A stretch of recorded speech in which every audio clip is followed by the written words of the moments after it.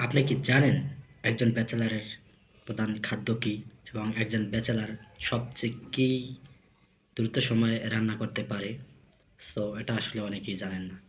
So এটা আজকে আপনাদেরকে জানাবো যে একজন ব্যাচেলারের আহ, মানে খাওয়ার ইচ্ছা না থাকলেও তার প্রধান খাদ্য হিসাবে বেছে নিতে হচ্ছে সেই জিনিসটি, যেটি অতি সহজে, অতি দ্রুত সময়ে, অতি আয়োডিন এবং প্রোটিনে ভরপুর খাবার, কিন্তু দৈনিক খেতে খেতে আর খেতে মন চায় না, এবং কোনো মনের সমর্থন না, এবং কোনো খাওয়ার কোনো রুচিই নাই, এবং কোনো রকম ভালোই লাগে না, কিন্তু তারপর তা প্রধান খাদ্য, এবং সেই খাদ্যটা কি সেটা আজকে আপনাদেরকে দেখাবো।